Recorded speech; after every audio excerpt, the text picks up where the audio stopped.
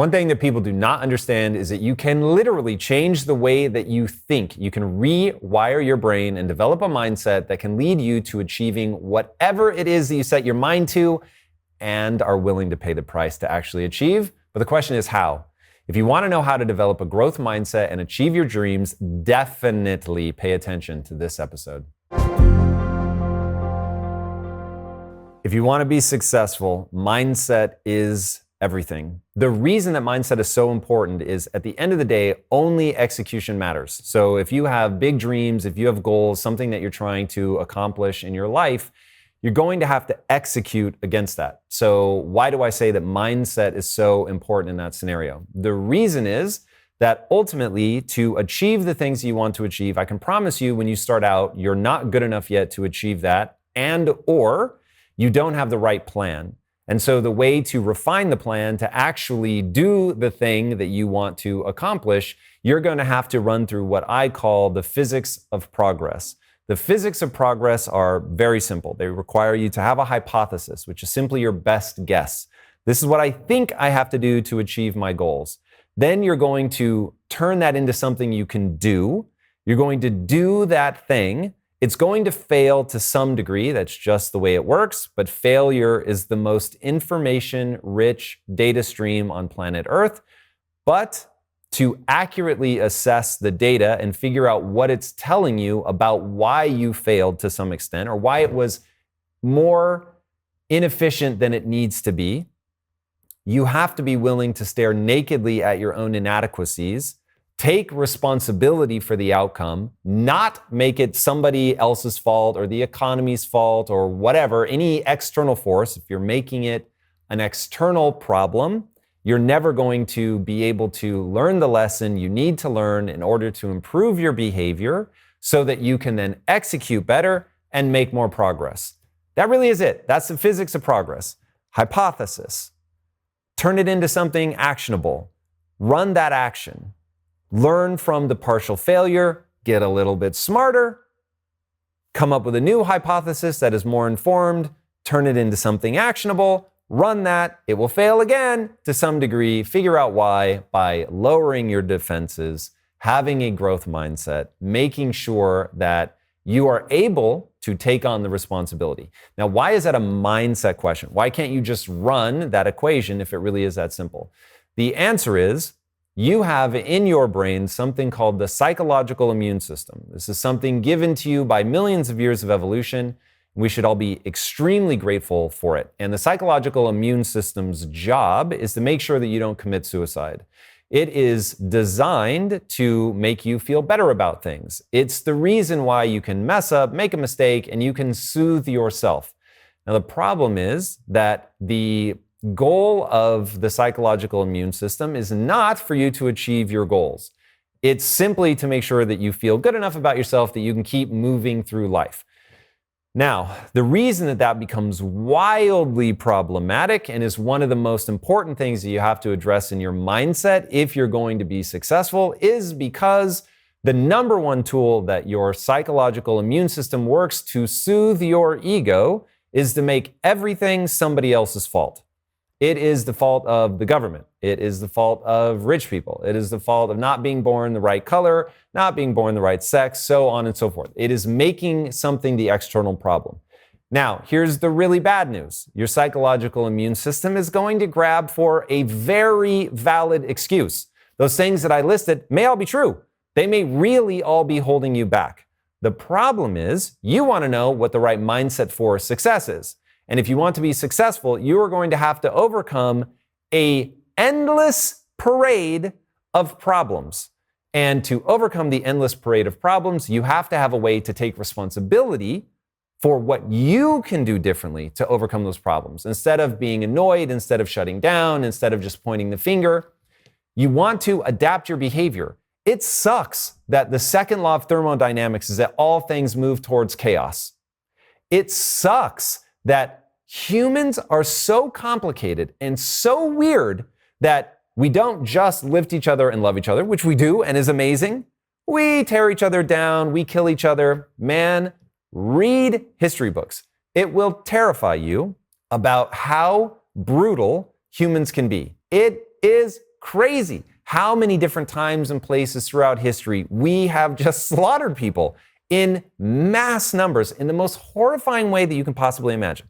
So if humans can slide all the way to that level of depraved madness, and we know that everything moves towards chaos, how do we bring the massive amount of order that we have to bring to the world so that we can march everlong towards success and actually achieve it? The only way to overcome chaos, the only way to overcome entropy, which is the fancy name for chaos, is to pour energy into the system. So you have to constantly pour energy into your own life to make sure that you're making progress to your goals if you're going to eventually achieve success. And the only way that you're going to be able to do that is to have a growth mindset. Now, really simply, a growth mindset is that you believe that your talent and intelligence are not fixed traits, that you can get better at something as you put time and energy into getting better at that thing. It's what I call the only belief that matters. The only belief that matters is that by applying time and energy into something, you will actually get better at it. Now, once you believe that, everything in your life downstream of that gets better because now you know, oh, I messed up at this thing. I suck at that thing. The world is trying to stop me from doing that thing. The world is effective at stopping me from doing that thing. Oh, word? All I need to do is go and get better and I can outperform people. As Kobe Bryant said, and this has become my favorite quote in the world, boos don't block dunks. Now, what did he mean by that? He meant that no matter what, you can get so good that people can't stop you. People were paid millions of dollars to stop Kobe Bryant from scoring points, and yet he scored 81 points in a single game just by getting better than other people. Getting better than other people requires you to have a growth mindset. That's the growth part. You're going to get better so that when you fail, and you will fail over and over and over and over and over and over and over again, and it's going to be embarrassing and it's going to hurt and all that, but when you fail, if you believe, oh, failing means that I'm a failure because my talent and intelligence are fixed traits, there's nothing I can do to get better, you will stop. Why wouldn't you? It's the only thing that makes sense. But if, on the other hand, you believe that, oh, I can get better at this. I'm not good enough yet, but I can get good enough by applying time and energy into getting better. So now you'll apply that time and energy because you believe that it will yield the outcome that you want. And that is why it is so critical to get your mind right so that you can run that loop of the physics of progress. Because watch how it breaks down if you don't have a growth mindset. I have a hypothesis. Hey, this is what I need to do. I'm going to try this thing. I tried it. Oh my God, I failed. It's embarrassing. I'm hurt emotionally. People are making fun of me. My parents are telling me, I told you so. Oh my God, I don't want to keep going. And by the way, this is making me really feel badly about myself. So now I'm going to stew over it. I'm going to think about this all the time. Why did I fail, man? I'm cool. I didn't do anything wrong. Oh, I failed because the world sucks. The world's against me. All the reasons that people make up, not even make up, all the very valid reasons that you were stopped. If you have a fixed mindset, you're going to tell yourself that. You're going to take those excuses because they make you feel better about yourself. And in that moment of emotional crisis that happens every time we fail, you're going to reach for whatever makes you feel better. If, on the other hand, you have a growth mindset, when you hit that moment, you're going to be like, okay, cool, I need to get better at this. I'm going to have to transform my potential into usable skill set and then execute against that. Then you can reformulate your hypothesis, come up with a better action to do, run that, and even though it will fail again to some extent, you'll have made more progress. And when you iterate on that loop enough, just relentlessly getting better, trying new things, making incremental improvement, then you win. And that is the only path to success. Once you decide that you're going to really pursue success, you have to start asking yourself a fundamental question around the growth mindset. If getting a growth mindset is difficult, what is the opposite of that? The opposite of a growth mindset is a fixed mindset. Now, if a growth mindset is defined as, I believe that my talent and intelligence are malleable traits, meaning that I can actually get better at something, a fixed mindset is the opposite, that you're dealt a hand of cards genetically and it just is what it is. And so your life is really about doing the best you can with the hand that you've been dealt, but there's nothing that you can do to improve. I want to aggressively debunk that myth. So the human animal, every species has to choose to either be born with all of the things you're going to need to do to go be that thing. So a cat is born with all the things that it needs to be a cat. A horse is born with all the things that it needs to be a horse, so on and so forth. And so that's why 20 minutes after being born, a horse can do all of the things that that horse is going to do. It's up, it's walking around, it can run, all of that. Imagine humans getting up and running around 20 minutes after being born. We would lose our minds. We'd freak out. What is going on? That is a child unlike any other child in all of human history, because we have the ability to adapt. And so we chose a very different strategy. So all animals bifurcate between those two things. The vast majority come with almost all or all of things pre-programmed. They just do it instinctively. You don't have to be taught. Now, of course, there are going to be things at the margins, how to better hunt and what stream to go to and all that. So there's some amount of that is going to be learned in the wild. But they're going to be able to do most of the things, like the vast majority, 90+% of the things, right after being born. Humans, on the other hand, can't even hold their own head up. They can't even hold their own head up for months.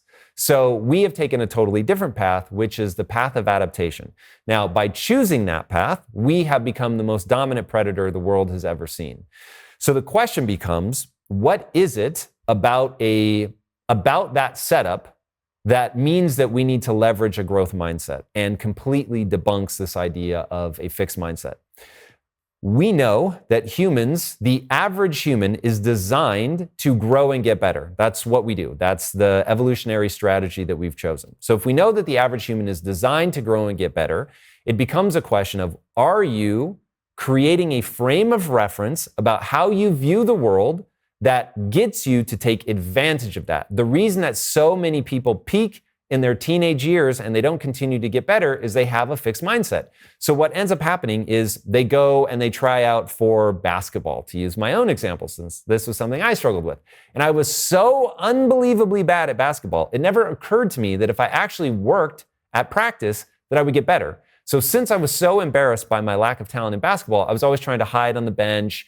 I didn't want people to pass me the ball. If they passed me the ball, I would panic. I was never thinking about, oh, how do I get better? Like go home, practice dribbling, practice shooting. That didn't even occur to me. I was just like, I'm bad at this thing. I'm never going to get good at this thing. And so I just didn't try. And it was all about hiding. If I had realized, wait a second, the average human is actually designed to get better. Now, it is very important to note that we are not blank slates. So if LeBron James and I had grown up together, done all the same things. I dribbled the ball just as many times as he did. I had the same coaches as he did. I shot as many free throws, practiced step for step in the way that he did.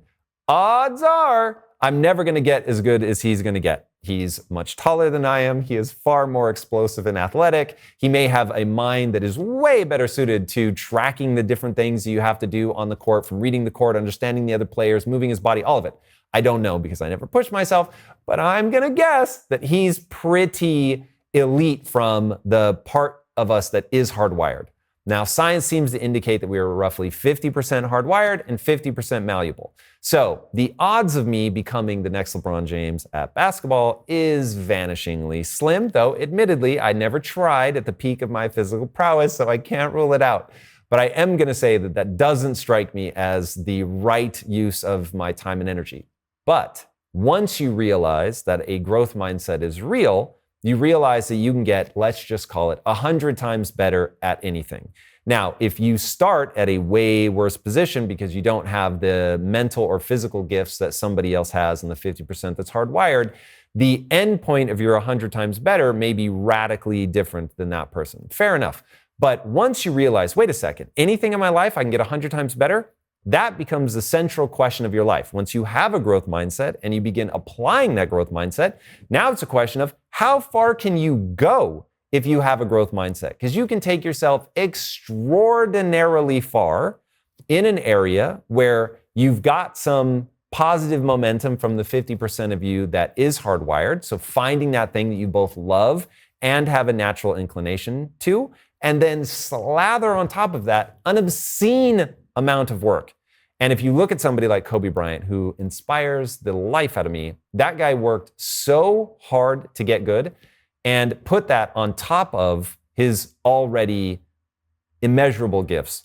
But I would like to point out that not only was he one of the greatest basketball players of all time, he won an Academy Award. He won an Academy Award for a film that he made.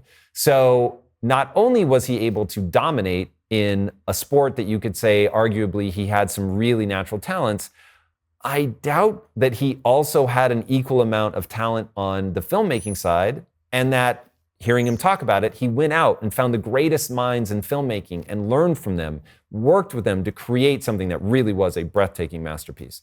And so understanding that if you 100x your abilities in an area, it will be such a meaningful transformation in your life that your life in that area will be unrecognizable on the other side of that energy and effort. And that ultimately is the difference between a fixed mindset and a growth mindset, because a person with a fixed mindset may have had not only the same 50% as somebody who goes on to be very successful, the hardwired 50%, they might be ahead. And this is why when you have people that outwork somebody that has more natural talent than them, they end up going farther. Now, of course, the person that has both the natural talent and the insane work ethic is going to go farther than the person without the natural talent and only the insane work ethic. But since, let me spoiler alert on the human existence, most people quit. Most people give up. Life is going to batter you about. There's going to be so much difficulty in your life. There's going to be failure, pain, suffering, emotional trauma, embarrassment, all of that. Just it chips away at the average person because they aren't relentlessly focused on a growth mindset, and they're building their self-esteem around being right, better, faster, stronger.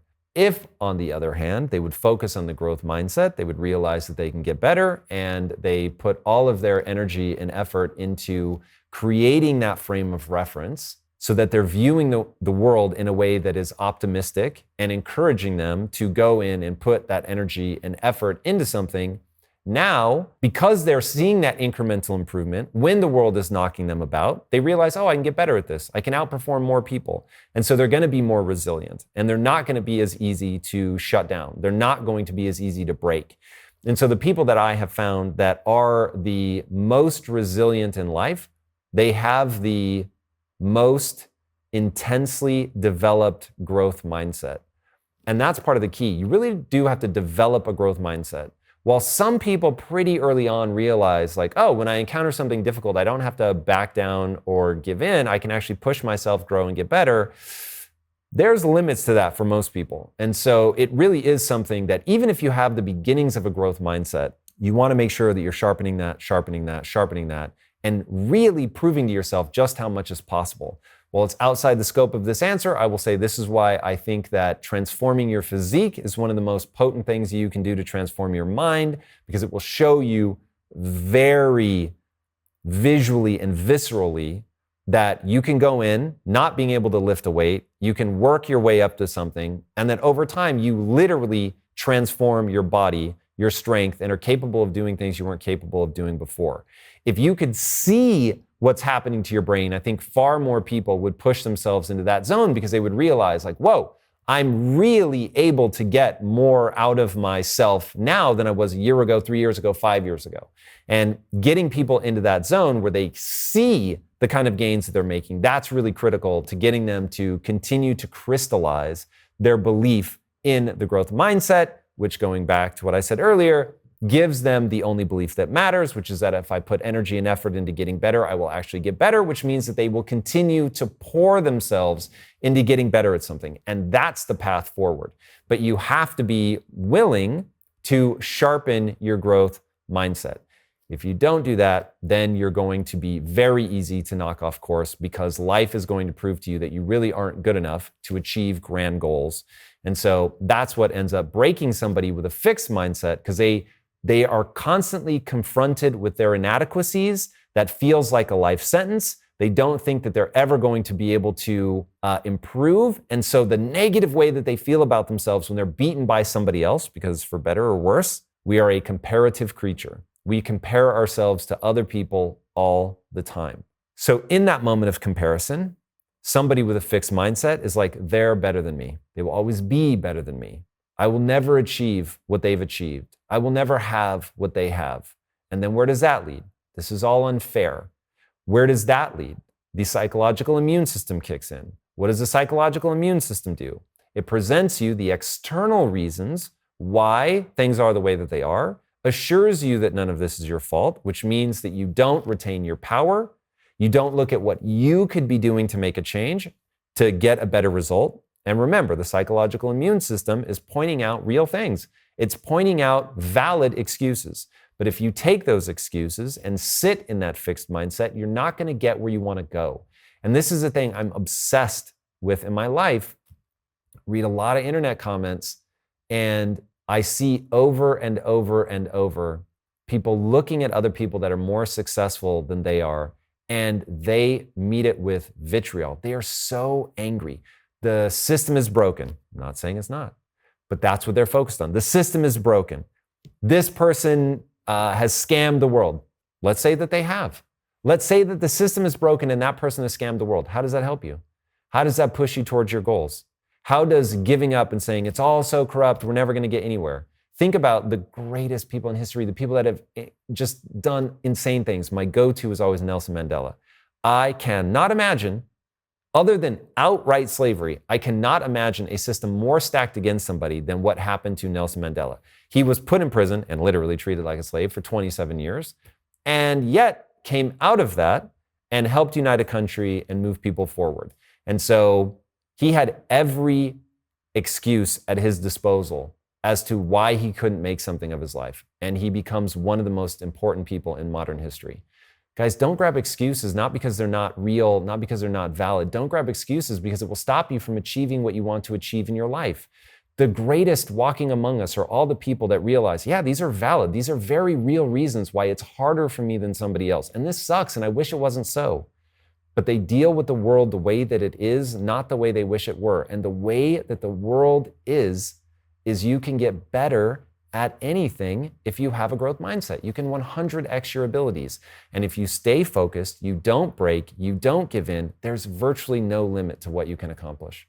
The truth is, hitting your career goals is not easy. You have to be willing to go the extra mile to stand out and do hard things better than anybody else. But there are 10 steps I want to take you through that will 100x your efficiency so you can crush your goals and get back more time into your day. You'll not only get control of your time, you'll learn how to use that momentum to take on your next big goal. To help you do this, I've created a list of the 10 most impactful things that any high achiever needs to dominate. And you can download it for free by clicking the link in today's description. All right, my friend, back to today's episode. When it comes to self-talk, there's something that's really important to remember. You become what you repeat. So people that are high achievers, they do not allow themselves to repeat anything that diminishes their sense of self, that diminishes their will to push forward, that diminishes their sense of, I can improve at this thing over time. So high achievers are putting themselves in an optimistic state. The reason they need to be in an optimistic state is because, going back to the first answer, mindset is everything. If you believe that by putting energy and effort into trying to achieve your goals, you can actually achieve your goals, you will keep pushing forward. If you believe that no matter what you do, you are going to fail, why would you keep trying? You wouldn't. And this is why so many people throw their hands up and they give up, because they don't believe that by going after their goals that they're actually going to make it. So a high achiever is somebody that no matter what they encounter, no matter how many difficulties they run into, they're going to say things like, there is a solution to this problem. They're going to say things like, I can get better at this. They're going to say things like, I may not be good enough yet, but I can get good enough. They say things like, with enough time and energy, I can 100x my abilities in anything. They say things like one of my favorite phrases, on a long enough timeline, I can beat anyone at anything. Now, secretly, that one isn't 100% true, but it's the kind of phrase that even though I know at the edges, that it isn't true. So many people give up along the way that if I just keep going and keep stacking skills and keep getting better, I know that I can beat the vast majority of humanity at virtually anything, which is exactly how I've been able to have the success that I've had. I am not smarter than the average person, but man, I am way harder to break than the average person. I am way more consistent than the average person. I am constantly reminding myself, I can get better, but it takes a massive amount of time and energy. And that's another thing I remind myself. Everything is moving towards chaos at all times. People are trying to stop me actively. The world is unintentionally trying to stop me. The world is complex. Humans are difficult. Humans are complex. Life is confusing. Life is chaotic. And it takes a tremendous amount of energy. But another thing that high achievers tell themselves, if I focus on what I could do differently, if I hold on to the fact that my life is an exact reflection of my choices. Let that one sink in. My life is an exact reflection of my choices. If when I was born, I look like my parents, when I die, I look like my choices. I cannot remember who I first heard say that, but man, that one gives me the chills. When we're born, we look like our parents. When we die, we look like our choices. Woo, that one's sexy, I'm not gonna lie. So if you stay focused on that, as high achievers do, then you begin going, okay, there is something that I could do here to level up my skill set that would allow me to do something different, that would allow me to get a different outcome. And that's the goal. If you retain control, if you don't say, oh, this is society's problem, this is that person that tried to stop me's problem, what could I do differently? This is my problem to solve. What could I do differently to get a different outcome? If you stay focused on that, you will for sure be able to achieve more than somebody who doesn't. Now, the key is that you become what you repeat. So be very thoughtful, not only to tell yourself all of those things, but you want to make sure that you pattern interrupt if you're telling yourself something negative. So many people that get stuck, again, psychological immune system will come to your aid. So if you're repeating to yourself, I'm dumb, I'm stupid, I'm not good enough at that, I don't have enough talent, I don't come from the right background, all of that, then your psychological immune system is going to want to soothe your ego around that. And so you're going to find a way to make those things somebody else's fault. And you're going to start moving yourself into the zone of not trying, giving up, coasting, going easy, doing what I used to do, which is put myself in smaller and smaller rooms with people that were at my level of intellect or lower, rather than people that really pushed me to get better. So if you're saying negative things like that, if you're developing a negative worldview like that, you need to pattern interrupt that. There's an amazing book called Feeling Great by David D. Burns. Read that book. It talks about cognitive behavioral therapy and the way that you can use pattern interrupts to stop yourself from repeating things that are self-destructive and to get yourself out of cognitive illusions. So you want to be very careful, and to help you get out of cognitive distortions. You want to make sure that you're not looking at the world through a distorted lens of your own creation. Okay, that is how you leverage the things that you repeat to get ahead and stop yourself from repeating things that are going to hold you back. My journey to developing a growth mindset was a very long journey. I had a fixed mindset for my entire life until I was about 25. Now, look, there were shades in there where I was beginning to grasp that something was going on. But my journey went like this. As a kid, I believed that my talent and intelligence were fixed traits. I did not believe that I could improve them. And so I thought, okay, like I'm, average-ish. And I knew that I was more verbal than most people. And so I certainly tried to leverage that to my benefit. But as I got older, I started encountering people that were better, faster, stronger, smarter than me. And it really began to damage my sense of self. Now, when I was 15, around there, I was introduced to the Tao Te Ching. And thankfully, before that, I had seen the movie The Empire Strikes Back, which introduced me to Yoda. And I thought Yoda was amazing. I loved the way that he talked. And later in life, I would realize just how real his advice was. And the Tao Te Ching sounded so much like Yoda that I was immediately drawn to it. And I was like, oh my God, this is so incredible. And I realize now, looking back, that the Tao Te Ching was really what planted the idea of a growth mindset, because it talks about the cognitive distortions that we get into, the mental illusions that we all live under, and how what I now call frame of reference, that we're all looking at the world through a really warped mirror. And by looking at the world through a warped mirror, we see a warped version of reality, and that can either hold us back or it can propel us forward. Now, I had a frame of reference that was holding me back because I had a fixed mindset. I did not recognize that the human animal as a species chose adaptation as our primary strategy of advancement.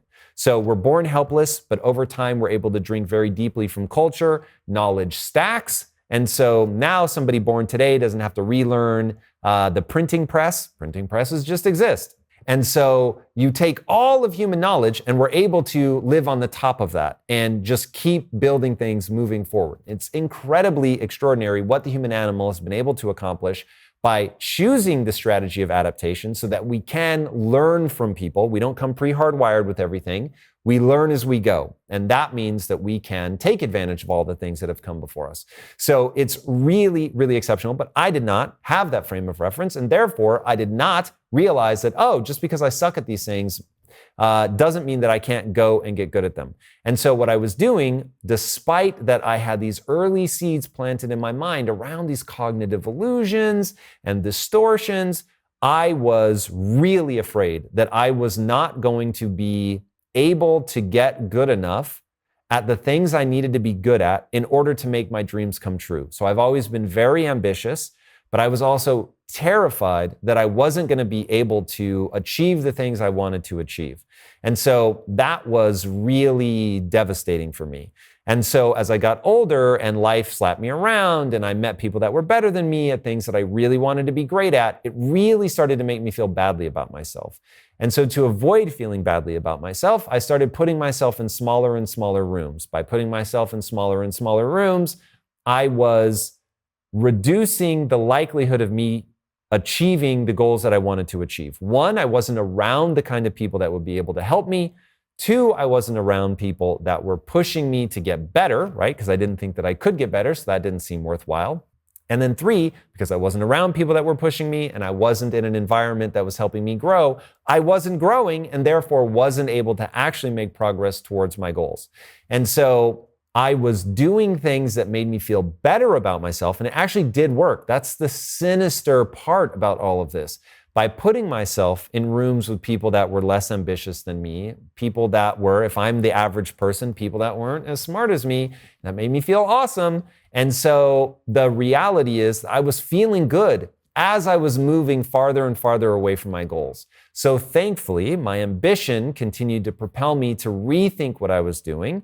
So, imagine me now, I'm sort of 21, 22, and I'm starting to think, I've graduated from college. I'm not at all moving towards my goals. I'm not quite sure what to make of this.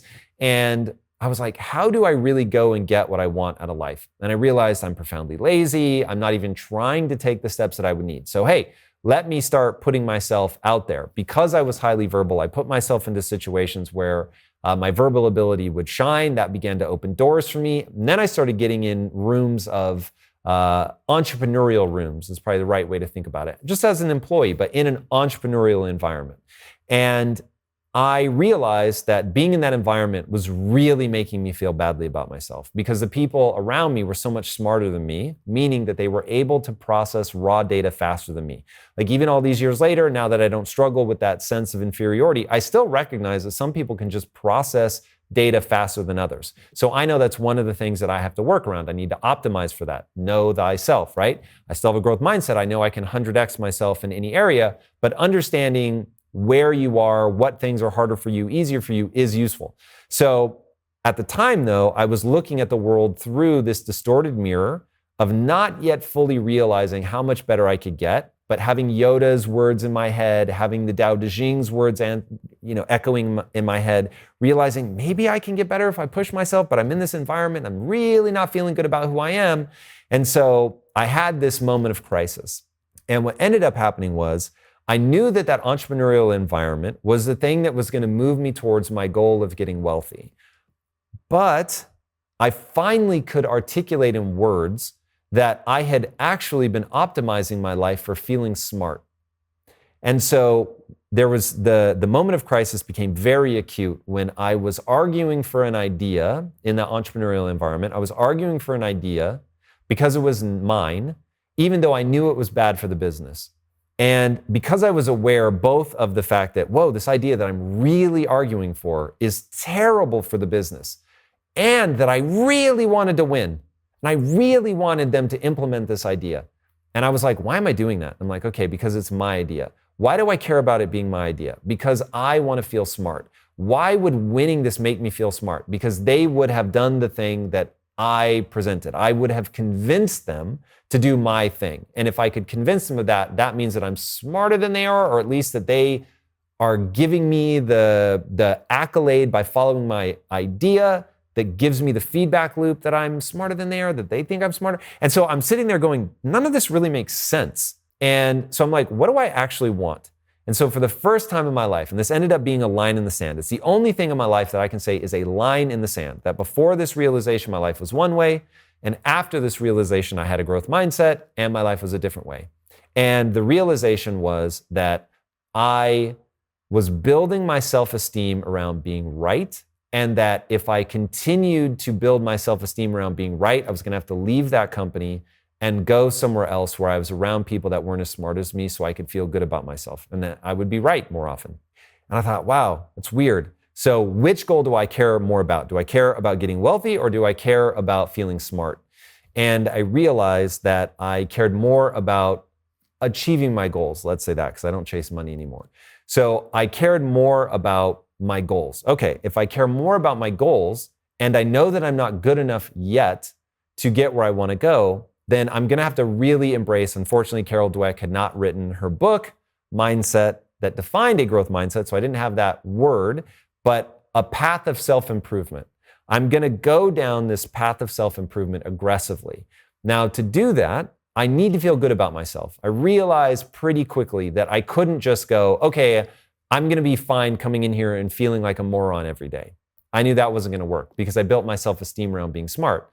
So I was like, okay, well, if I am going to come in and do things that aren't as good as they're going to need to be, and I'm going to embarrass myself and not only look stupid, but actually be stupid, meaning uneducated in an area that I need to become educated, and that since being willing to make those mistakes and looking stupid is a necessary part of expedient growth, what can I do with my self-esteem that will allow me to really propel myself forward? And the answer was I could begin building my self-esteem, not around being right, but around identifying the right answer. I could build my self-esteem around being the learner. And by building my self-esteem around being the learner, now I could fail. Now I could embarrass myself. Now I could stare nakedly at my inadequacies, and I would actually feel better about myself because I was building my ego, my self-esteem, my sense of self around being willing to admit when I was wrong, being willing to admit that I'd made a mistake, being willing to admit that I wasn't good enough yet, but that I could get better. But I had to lower my defenses. I had to stop using the psychological immune system to make it somebody else's fault. I had to take responsibility for my choices. I had to take responsibility for my skill set. I had to take responsibility for my energy and effort, and I had to get better. And by doing that and taking a longer view of my life and saying, okay, this is going to take time. I'm going to have to embarrass myself a lot, but I really am going to get better. I started to have success. So it was a very emotionally volatile journey that I went on that required that moment of absolute crisis of having the two conflicting values in my life being brought to bear in one moment where I realized that I was in one way moving away from my goal of being successful, and in another way moving towards my goal of feeling smart. And I was like, whoa, wow, that's really dumb. That doesn't make any sense.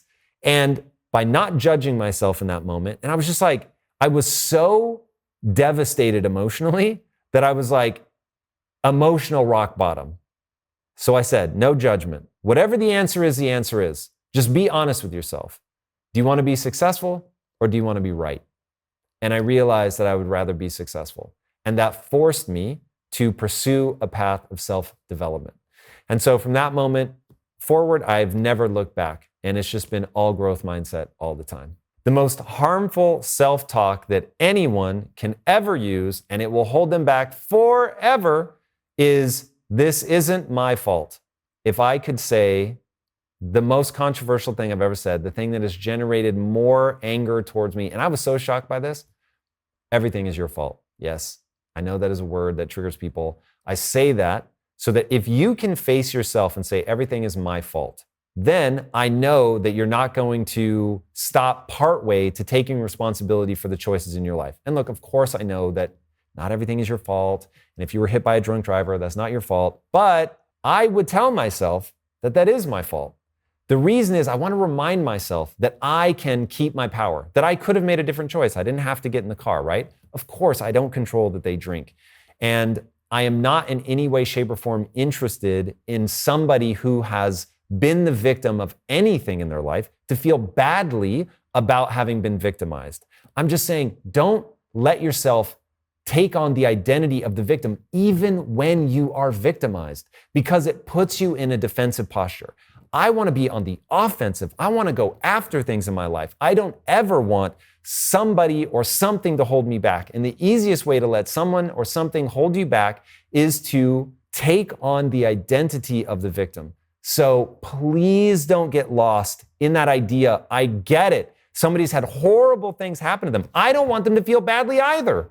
I don't want anyone to feel badly about things that have happened to them. I want them to maintain their emotional sovereignty, to not let a terrible thing define them, to instead remember at any time you can metaphorically take up arms, you can grab your sword, you can go fight, you can get better at things, you can elevate yourself. People cannot stop you if you get good enough. But if you are constantly like, I'm in this position because of something that happened to me, because of things outside of my control, your life won't become what you and I want your life to become. I don't say this for my own sake. This is something I've already realized in my life. If I take responsibility for everything, there's virtually nothing I can't accomplish. I already know that. My success is evidence in my life of the reality of that fact.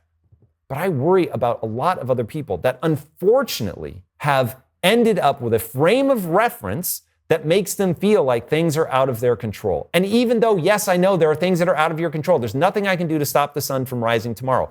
But I would never allow myself to feel helpless. So the example that I always give people is, imagine that we discover tomorrow that an asteroid is streaking towards Earth. Collision course, guaranteed. This is a extinction level event. In that moment, I'm not going to say, oh, this isn't my fault. I'm going to say this is my fault. Now, how do I know beyond a shadow of a doubt that it's my fault? Because there is a group right now that tracks what are called near-Earth objects. I know they exist, but I've never given them a dime of my money. I've never sent them an email with encouraging words or ideas on ways that they could do that better, or that they could be more prepared if something were coming towards us. And I could do that. And even though I'm telling you this story right now, I'm still not going to do that because I don't think that's the highest use of my time. But I wouldn't fool myself into thinking that there was nothing that I could have done differently that might have had an impact. Now, the reason that I live my life that way, even though that you and I both know that if an asteroid is coming, like, especially at the last minute, like, am I really the person that's going to be contributing to that? Probably not. But I'm glad that there are people in the world that look at astronomically large problems and don't say, oh, there's nothing I can do. They start going, no bullshit, what would it take? What would we have to do in order to have a positive outcome here? It is very easy in life to throw up your hands and say, man, this is just out of my control. And there are so many things that are so overwhelming that I get why people say, okay, that's not going to be the thing that I'm going to put my energy into. I'm going to put my energy over here. But the key difference is when you do that, please don't trick yourself into thinking there's nothing that you could do. It may not be where you want to spend your time, and it may be a drop in the ocean of what actually needs to be done. But if you feel like there's really no way that I could contribute, that becomes the frame of reference through which you view your life. And even though it's probably a little bit like screaming into the void to think that I can stop an asteroid from smashing into the Earth, look at all the things that we've done as a species. And at some point, the moon landing, it's become so cliche, but really think about that. How hard would that be to leave the Earth? It's crazy to land on the moon and then come back safely. It's insane. And that required somebody to go, No, we can figure that out. And that is all that separates people that go on to be very successful from people that get stuck, is when people that go on to be successful hit what seems like an insurmountable obstacle. They say to themselves, there's a solution here. There is a solution here. I may not know it yet. I may not be the person that is capable of solving that problem yet, but there is a solution. And when you stay in a solution-oriented mindset, now you really have a chance of doing something because you have that frame of reference that is like the only belief that matters, which is that, oh, this problem is solvable. That means that if I put in the time and energy to solve this problem, I may actually make progress. And that is exactly what you need in order to get momentum going in your life. So please, I'm begging you, even though I get it and I don't ever want somebody to feel badly about themselves because something bad happened to them, I also don't want people to give up their power. Remember, you can always do something different to get a different outcome. You can always get better at something, and there really is always a solution. What is up, my friend? Tom Bilyeu here, and I have a big question to ask you. How would you rate your level of personal discipline on a scale of 1 to 10? If your answer is anything less than a 10, I've got something cool for you. And let me tell you right now, discipline, by its very nature, means compelling yourself to do difficult things that are stressful, boring, which is what kills most people, or possibly scary or even painful. Now, here is the thing. Achieving huge goals and stretching to reach your potential requires you to do those challenging, stressful things and to stick with them even when it gets boring, and it will get boring. Building your levels of personal discipline is not easy, but let me tell you, it pays off. In fact, I will tell you, you're never going to achieve anything meaningful unless you develop discipline. All right, I've just released a class from Impact Theory University called How to Build Ironclad Discipline that teaches you the process of building yourself up in this area so that you can push yourself to do the hard things that greatness is going to require of you. All right, click the link on the screen, register for this class right now, and let's get to work. I will see you inside this workshop from Impact Theory University. Until then, my friends, be legendary. Peace out. One of the most hotly debated things when I was growing up was, is brain plasticity really real? Can you actually rewire your brain? Or said the way that it was said when I was growing up, can you teach an old dog new tricks? Now, here's the great news. This answer has been put to bed. It is 100% true. You can actually see video footage of it happening. You can rewire your brain at any age. So you're 98 and you're on your deathbed. You can still rewire your brain. Now, of course, you can rewire your brain a lot easier when you're a kid, and kids are hyper malleable. And it definitely gets harder as we get older, but it does not ever get impossible. So please remember, no matter what, if you put time, energy, and repetition into something, your brain is going to rewire. Now, you rewire based on repetition because your brain is always trying to be efficient. It represents something like 2 or 3% of your body mass, and yet takes up 25% of the energy requirements of your body. Your brain is a caloric hog. And since evolutionarily speaking, calories were hard to come by, your brain is constantly trying to do things to optimize itself. Think about a computer that's running hot. It's trying to lower the resource requirements. And if you get what they call memory leaks in a computer, the computer crashes. The same is true of the brain. So evolution has made sure that we don't have these memory leaks, that we close those apps that are running in the background of the mind so that you don't need to use as many resources. One of the ways that it does it is a process called myelination. Myelination is what people mean when they talk about rewiring your brain. It's actually 2 parts. It's where the end of the neurons find each other and they connect and they wrap around each other. Okay, that's the first part of rewiring. And they will actually, if you stop using them, they will disconnect and they will search for something new. Again, you can see footage of this. Go on YouTube. Nobody's guessing at this. We know this is what happens. Now, when they find each other and you repeat, then what they're going to do is they get myelinated, which is a fatty tissue that is wrapped around those connection points so that the electrical impulses can travel faster, more efficiently. Now, the catch is when you do that, now what you've introduced to your brain is an easier way of doing something. And because your brain is constantly looking for efficiencies, it is going to do the thing which is easier, which is simply the thing that you repeat. As they say, neurons that fire together, wire together. And they fire together because you're doing it, They wire together because you're doing it a lot. That's repetition. So if you repeat dumb things, negative things, self-destructive things, that's going to become the easiest thing to think. So I guarantee you this is part of depression and anxiety. You're getting in a loop. It's not the only part, but it is part of that. You are getting in a loop because that's the easiest emotion to feel. It's the easiest thought to think, is the thing that you think and feel all the time. So learning to pattern interrupt that can become incredibly important. Repeating things that make you better at something you want to get good at, do it a lot. You're going to get more efficient at that. It's incredibly, incredibly important to recognize the biological truth of how that works. But if you're wondering if you can teach an old dog new tricks, the answer is an aggressive yes. So get out there and make use of it. There is one bit of self-talk that I've had basically my entire life that I wish I could have eliminated much faster, and that is the belief that I'm not smart enough to achieve my goals.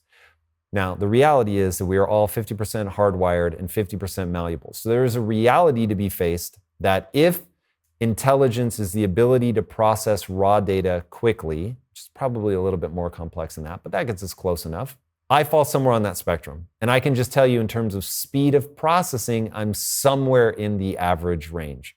Maybe a little above, maybe a little below, but I'm somewhere in the average range. But I have been so haunted by the fact that there are other people that are way smarter than me, that things are easier for them than they are for me. That really held me back for a long time. And there is a movie called Amadeus, and it's about Wolfgang Amadeus Mozart. And in that movie is a character named Salieri. He's a real guy from history. Whether what I'm about to quote from the movie, whether he actually said it or not, I don't know. But this really defined my teenage years into my early 20s.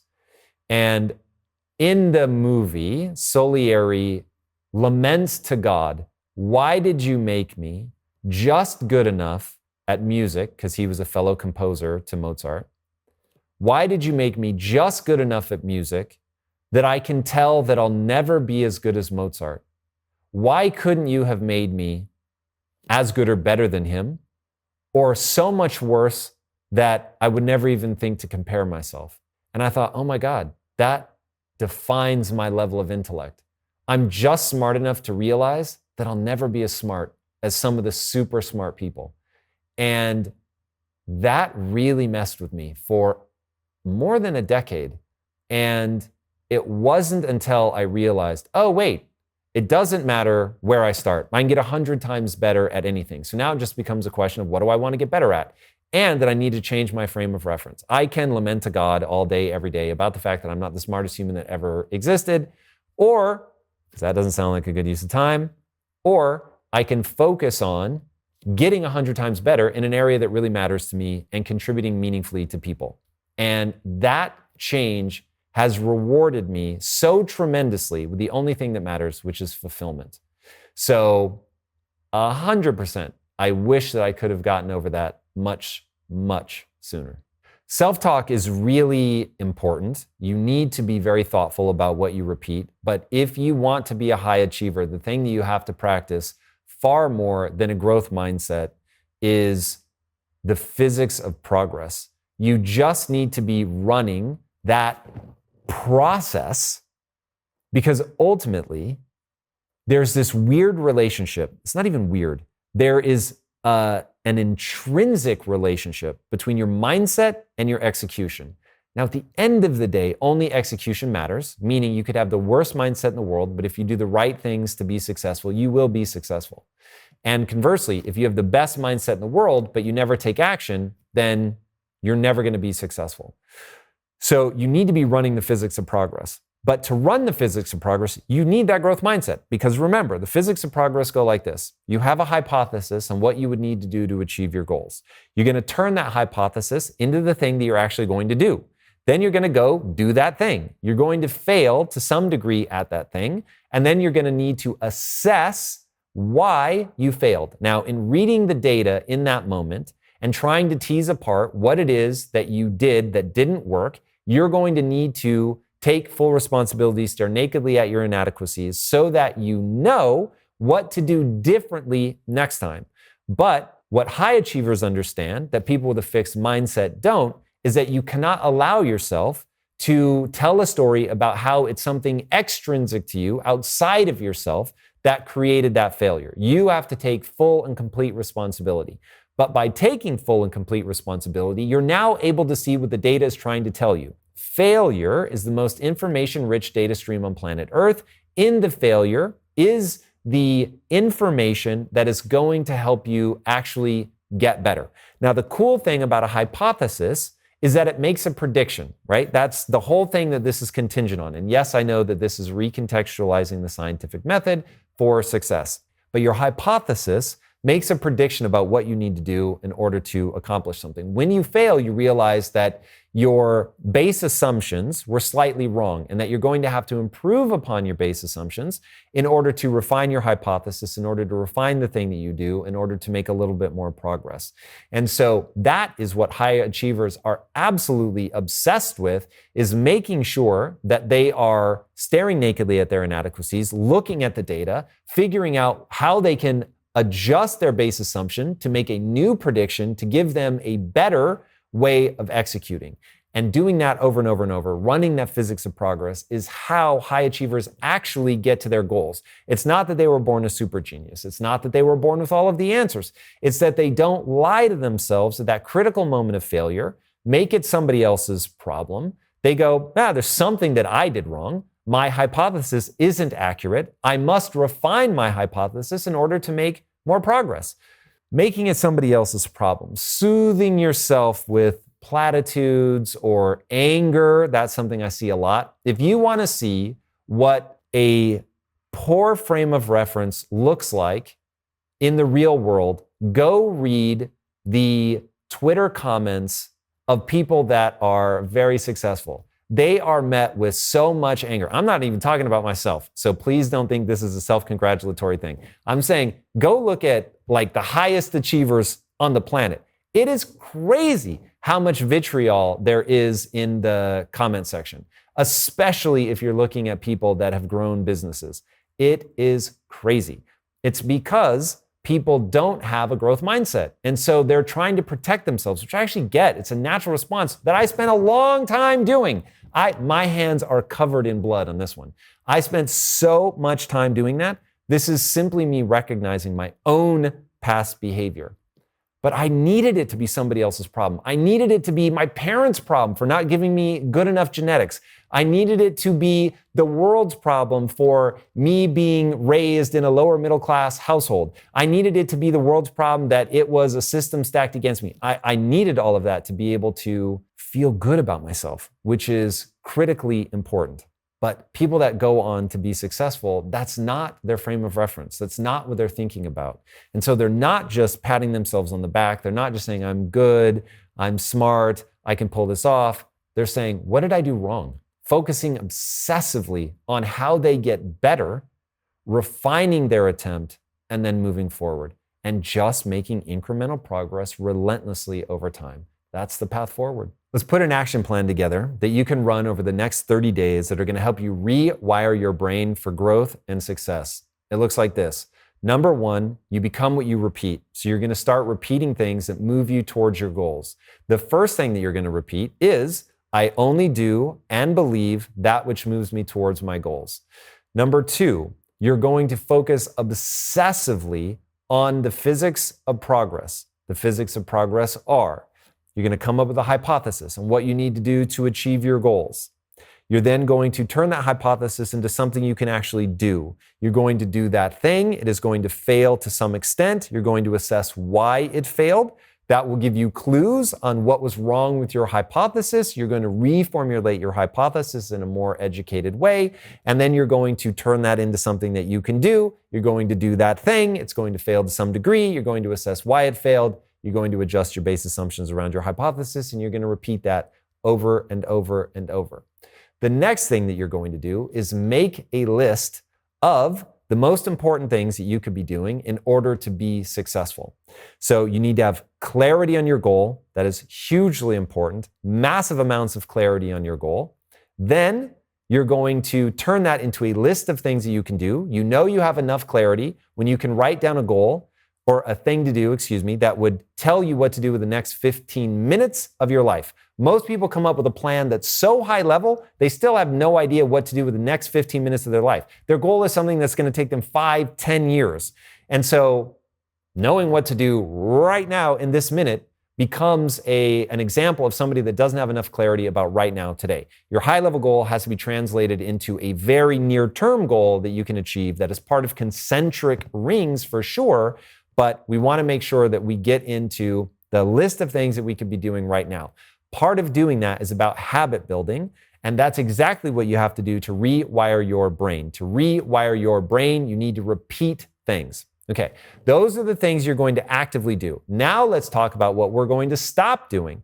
We have to pattern interrupt because we're repeating negative things that are holding us back. If we don't recognize that our brain wires around that which we repeat, we won't understand how to unwire before we can rewire. So the way that you're going to unwire things is you're going to let them atrophy by pattern interrupting so that you stop reinforcing the wiring. Okay? What people get is these mantras that they have in their head about, I'm not good enough at this, I'm not talented enough, the world is holding me back, the world doesn't want to see people like me succeed. Whatever it is that you're repeating that is stopping you from acquiring new skills, that is stopping you from staring nakedly at your inadequacy so you can see what you need to change, what skills you need to adopt so that you can get better and make progress. So we have to stop repeating those things. So we're going to interrupt that by saying, the first thing I told you, I only do and believe that which moves me towards my goals. So, hey, I don't allow myself to repeat that I'm not good enough. I don't allow myself to repeat that I'm not going to be able to pull this off. I don't allow myself to repeat that the world is stacked against me. I don't allow myself to repeat that this isn't my fault. I don't allow myself to repeat anything that doesn't move me towards my goals. And so what that's going to do is that's going to allow for atrophy to happen in that wiring, because neurons that fire together wire together. So whatever thing that's negative that I've been repeating, that's really reinforced in my brain. And I have to first pattern interrupt so that I'm not repeating those things, so that those grips can begin to loosen, so that as I'm doing the things that we said we're going to start doing, saying those positive things, we're taking action, we're looking at the things that we need to do to actually achieve our goals, we're doing those, we're turning them into a habit.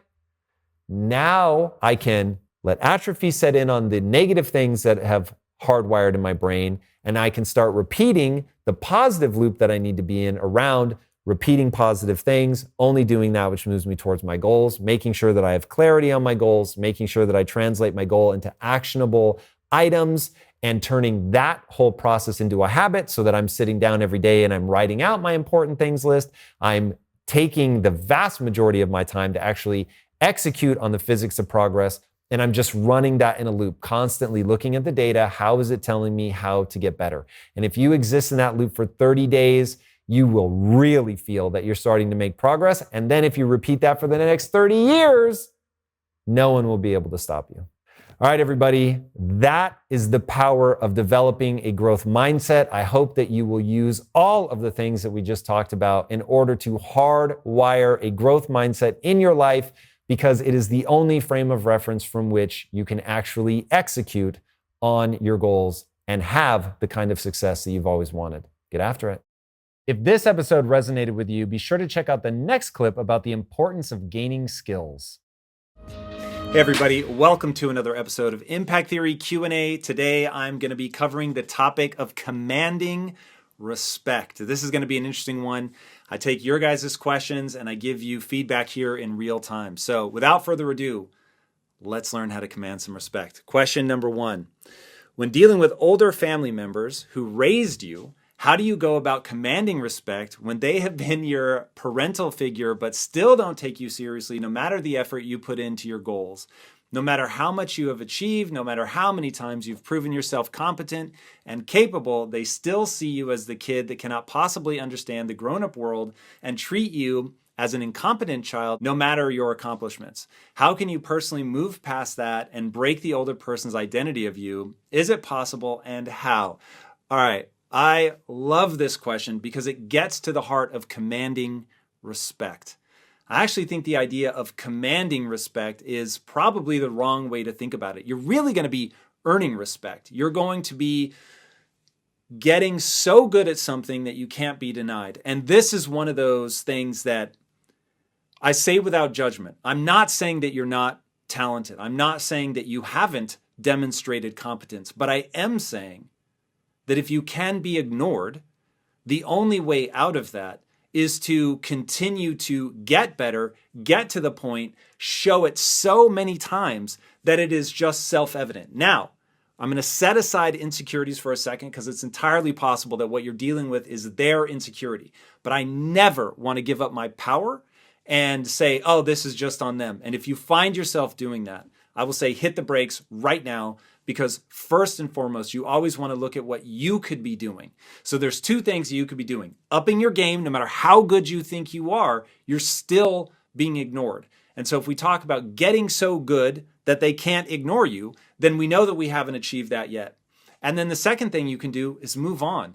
And while I know that is brutally difficult to hear, if we're dealing with insecurities, then that may be the only solution. So first, I want to focus the most of our attention on this idea that you really can get so good that you can't be ignored.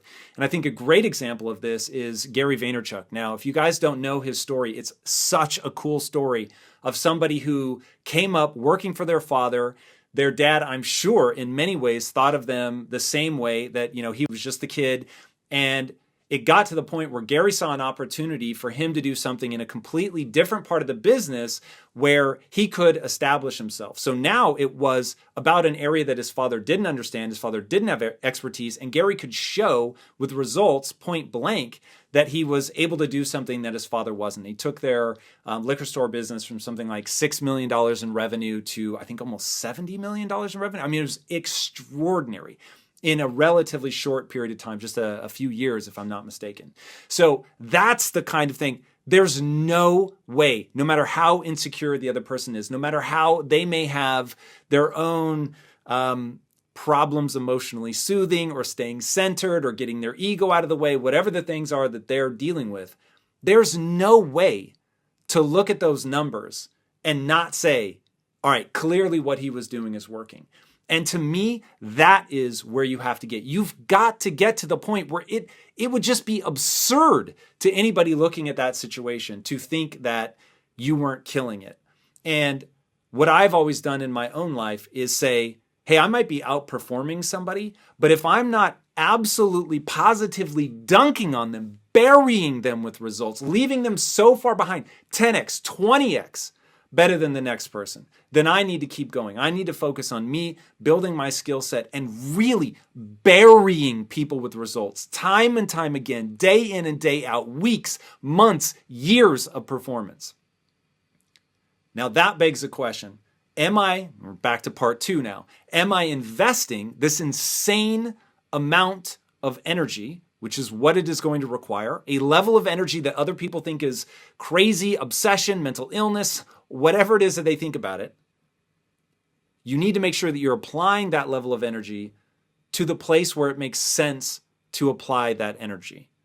Now, I don't know your parents. I don't know if this is a family business. I don't know all of the dynamics at work. And it's impossible for me to say with certainty whether this is a you need to do something or they need to do something. But if you recognize that this is not the area that you want to be putting your energies into, and you have the confidence in your own abilities, then don't be afraid to strike out on your own. And I think that's very important for everybody to have in their back pocket, is a memory that in the end, if you really are as good as you think, then you should be able to go and build something new using those same skill set. And if you're afraid to do that, that may be a sign that you're not quite as good as you think. And that's the best news ever, because it means that you're still in control. All right. Question 2.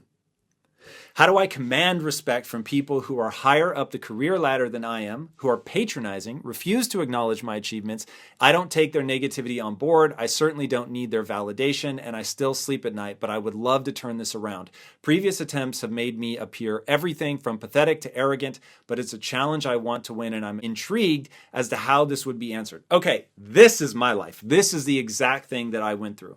So in the beginning of my business career, first of all, I knew nothing. So people were right to question me, why I was there, what the value I was offering. And I remember in the beginning, this was back at a technology company.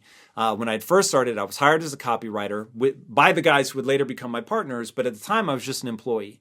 And people were asking, who's the kid in the server room? I was the youngest person in the company. Nobody took me seriously. I was working in an office where everybody had floor-to-ceiling windows with a view of the Pacific Ocean. It was absolutely stunning, except for me.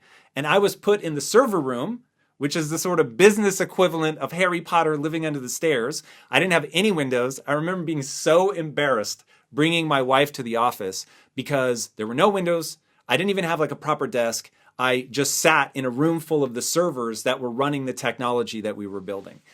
And I thought, okay, nobody takes me seriously. I remember one guy, we ended up letting him go, and he was so pissed that I was in the room during his termination. And so there was a lot of sort of pressure against me. People thought that, rightly so, by the way, in the beginning, that I didn't know what I was doing. And it took so much time and energy to grow and get to the point where I was adding enough value that I couldn't be denied. And that took me years. But I put in that work. I picked the things that I wanted to get good at. I put an inhuman amount of effort. I'm talking working to the point where my wife finally had to pull me aside and say, you're now damaging the marriage. You were working so much. So I recognized that what this was a game of skill set. And if a normal person was going to be convinced of my skills, say at point C, these guys weren't going to be impressed by my skills until point Q. Fine. I'm aiming for point Z. And I'm going to go that hard. I'm not going to ask permission. I'm going to really try to add value. I'm not going to see this as antagonistic. I'm not going to take anything on. I'm not going to see fuck them and I'm just trying to beat and crush them. What I wanted to do was get so good that I could deliver so much results, tangible results for the company, that people would want me on their team and that more and more people would covet to have me help them, that I would reach out to people and try to add value to them, even if it wasn't my job, and just see what are the things that I can do to help. And by adopting that attitude, knowing that as I was helping people, I was getting better, I was becoming more valuable, I was taking things on myself, I was trying to look beyond my job description, I was just trying to get so freakishly good that one, I could go anywhere if I wanted to. I didn't have to stay in that company. Two, if I'm honest, at that point, what I was trying to do was earn equity in the company. So for 5 years, I didn't ask for a raise. I just put my head down and all I wanted to do was become a partner. And I was just learning and learning and learning and learning. And if somebody made fun of me, dunked on me, yelled at me, whatever, I just fucking self-soothe. That was the big thing, was I realized one of my superpowers was I could self-soothe faster than anybody else. I could focus on skill acquisition, and I tied my identity entirely, my entire ego, all of my pride was around getting better. And by focusing relentlessly on skills, not worrying about other people, in fact, trying to help them, take on way more than my job description, put time in nights, weekends to learn a skill set that I knew would be valuable to the company, and I wasn't even asking for anything in exchange. I just wanted to prove that I could get so good that they were better off offering me a piece of the company than losing me to somebody else. And that's that thing. It's become so frowned on in this culture to work more than you're being compensated for. And I'm telling you right now, if you really want an extraordinary life, trying to optimize for your dollars in the short term is a losing proposition. You want to over-deliver consistently at a freakish level. And then, when you've done that, then you can make real demands that will change your net worth forever. That's commanding respect. All right, question 3. I have practiced many times my body language and the things I want to say as well as the manner I should have. However, when the moment comes and I'm confronted by the person I need to have the conversation with, my facade kind of fades and I slip back into my normal self, and eventually I completely lose the respect instead of getting it. Are there any tricks or tips for keeping it together, specifically when the anticipated moment of demanding respect by a specific person who did you wrong in the past arrives? Oh my God. Okay. This is fire. First of all, thank you for being vulnerable and sharing that. I think that's incredibly powerful. Now, in your question, you're revealing the problem that is haunting you. So, respect comes from competence. Whether it's your own self, respecting yourself, doing something you think is worthy, getting good at something that is valuable, that's how you get somebody else's respect. You don't get respect by saying, you should treat me this way. And respect cannot be given, it must be earned.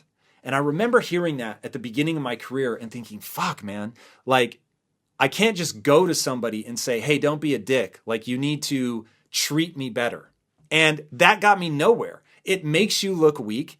Like you said, I mean, you literally put in the question where my facade kind of fades and I slip back into my normal self and eventually I completely lose the respect instead of getting it. Okay? This is a game of confidence. To be confident, you must actually be good at something. I'm sure you've heard the phrase that confidence comes from competence. Okay? The same with respect. If you want to get that respect, you actually have to get good at something. If you want to get that respect, you actually have to respect yourself. Oh God, there's a great story. So I interviewed Matthew McConaughey. Watch the episode. First of all, it's fire. That dude's amazing. But he, in his book, Green Lights, he talks about how he came to Hollywood and first he was discovered in Texas. Now, why was he discovered in Texas? Because he had swagger. He had that it factor. He didn't give a shit. He didn't want people's approval. He wasn't asking for anything. He wasn't coming to the world with his hand out. This is so critical. This was a turning point in my life. Don't come to the world with your hand out. Don't act like the world owes you anything. The people that are disrespecting you don't owe you shit, and you shouldn't want anything from them. You shouldn't be thinking about them. You should be thinking about becoming a beast that cannot be stopped because you have a set of skills that lets you do something other people can't do. One of my favorite quotes all time, certainly my favorite Kobe Bryant quote, "Boos don't block dunks." If you get so good at something that people can't stop you, they can't stop you. Think about being on a basketball court. The other team, they are paying their players millions of dollars to stop somebody from putting a ball into the hoop. But you can actually get so good that they cannot stop you from doing it no matter how hard they try. Life is like that. You actually, remember, skills have utility. So you can actually get so good at something, your skill set is so superior to other people, your competitors, the other people in your work environment, whoever, that even though they want to stop you, they can't. Because you've just gotten that much better than they are. Now, back to Matthew McConaughey.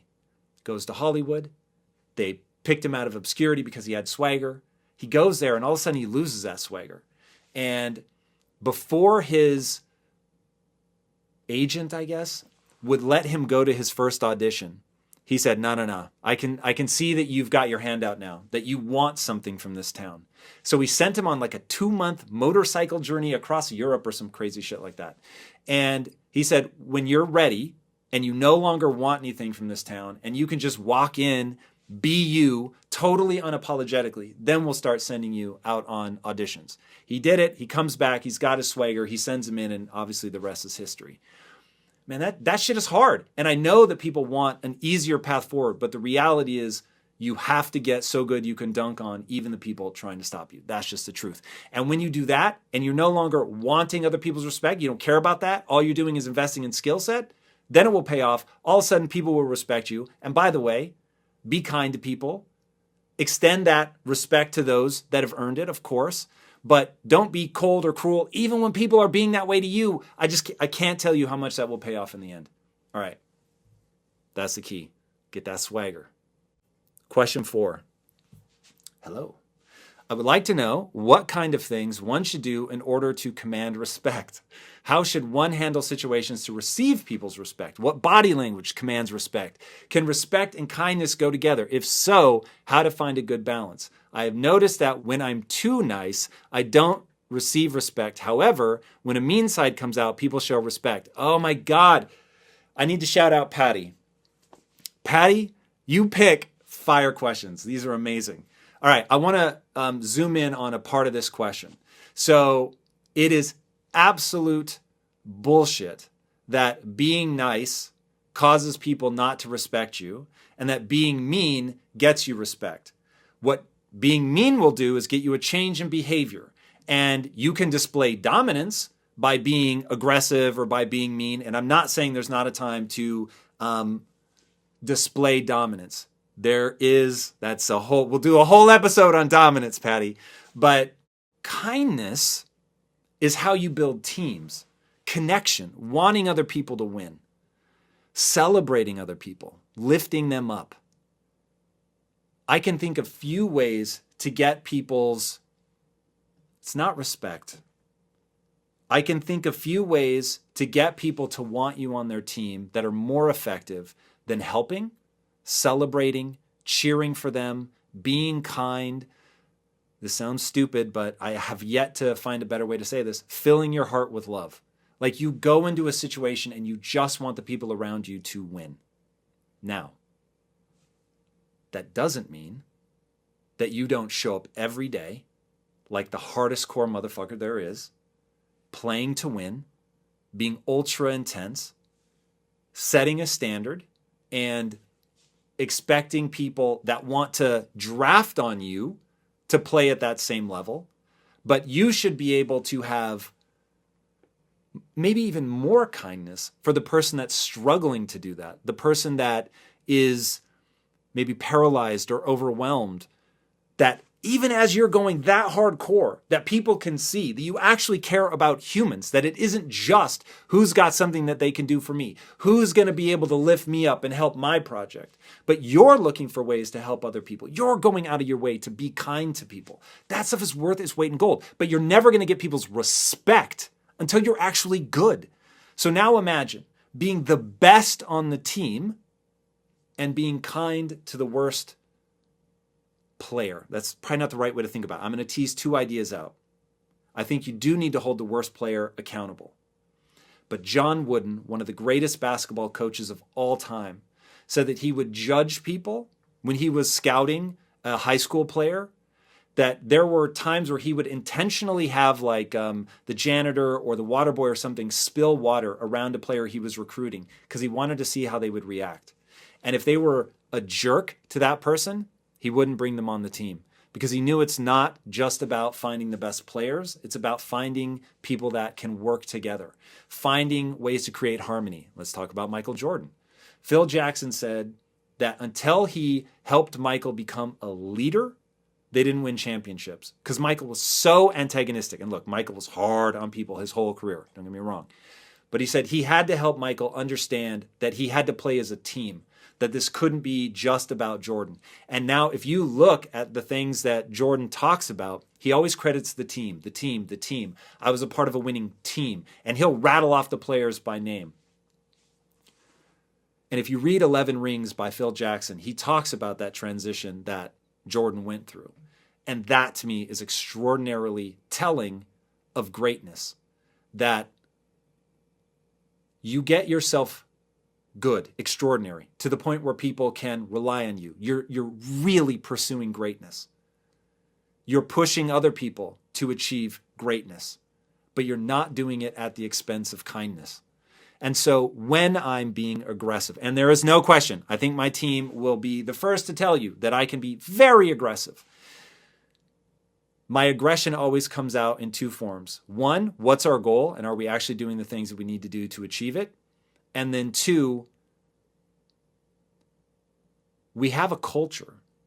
And the culture at Impact Theory is designed to help us achieve our goals.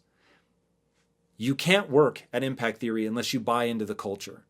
And I would expect people to hold me accountable to that culture as quickly as I hold them accountable. But let me tell you, I show up every day leading because I'm the right person to lead, not because I'm the CEO. And because I approach it like that, because I'm trying to outwork everybody, because I'm trying to have, in my area, a deeper skill set than anybody, and then I'm showing kindness, generosity of spirit, it creates camaraderie and it allows you to create momentum. Momentum is definitely a whole nother episode unto itself. But that's the thing you want to bring together. I always tell people I'm looking for 3 things: grand ambition, the drive to see that ambition through, and compassion. Normally you see drive and ambition paired up with competitiveness, but I actually want people that can elevate other people. And I think that's a huge part of this. All right. Question 5. How do you command respect from people who have either seen you in low places and do not respect you, or people who have been free with their disrespect for you in the past? How can you command respect from them in your current reality? All right, I want to talk about being low. I think that's a really interesting part of this. So, one, I can't rule out that you may be in a toxic environment. So let's just say if you're in a toxic environment, that's a real thing. You want to get out of that toxic environment. You want to move on to something else. Like just trying to change a whole organization if they are toxic is not interesting to me in the slightest. Now, toxicity comes from insecurity. So if that helps, it actually does help me to know that when people are mean-spirited, when they like to see other people fail, it's all coming from their own insecurities. I find tremendous emotional relief in that. Now I want to talk about being low. In a non-toxic environment, while I don't think anybody races to have others witness them at their worst, we've all been there. We are all deeply flawed, emotional creatures. And showing vulnerability should never be frowned on. For you, forget how people are reacting, right? So there's wallowing, and that isn't interesting. Shouldn't be interesting to you in yourself or in others. There is wanting sympathy instead of empathy. So sympathy is feel bad for me. You should never want that. Empathy is understand where I'm at. Being seen is rad. And my wife and I have an agreement. I don't want sympathy from her, no matter how hard my life gets. Empathy, desperately. And the way that we've always explained it to each other is, if I'm ever knocked to my knees, I don't want you to get on your knees with me and cry. I want you to extend a hand, tell me how much you love me, pick me back up, brush me off, and remind me of who I can become. That's rad. So I'm not worried if she sees me low. I'm not worried if my team sees me fail. I think all of us, if you're really going for something extraordinary, I think all of us are going to fail at least as much as we succeed, maybe more. And so fearing the low moments is not the right way to think about it. Recontextualize that failure as a learning opportunity. Earn people's respect, not command it. Earn people's respect by getting back up on your feet, not asking people to feel bad for you, focusing on the learning opportunity, show that you have a growth mindset, get your ego out of the way, focus entirely on getting better. And if you rebound quickly with energy and enthusiasm, even if some people take the opportunity to kick you while you're down, in the long run, people will gravitate towards you because they see that you're real, you're not posing. They see that you bounce back, that you don't whine, wallow, complain. You get up, you're focused on improvement and moving forward. And look, the reality is getting great requires you to fail over and over and over. There's an amazing quote by Winston Churchill, and he says, "Success is the ability to go from failure to failure to failure without a loss of enthusiasm." And You just can't worry about what other people are thinking when you're down. You have to go, cool, this is a learning experience. I'm going to get back up. And your response to that shouldn't be orchestrated to command respect, earn respect, to even think about people. It should be you have a goal. And you know to build your skill set to the point where you're so good that you can't be denied, that all the booze in the world can't block your dunk. You have to fail. Because it really is. It isn't a saying. Failure is the most information-rich data stream you will ever encounter. In the failure, if you get your ego out of the way and you're not crying about it and you're not, worried about what other people are going to think, you're just thinking, okay, cool, I failed. And if I can understand why, then I can get better. Now you do that day in and day out, all of a sudden you're going to earn respect as a consequence of your just consistent improvement. And if I were going to sum up everything that we've talked about today, it's that. It's not focusing on earning people's respect or worrying about what they think.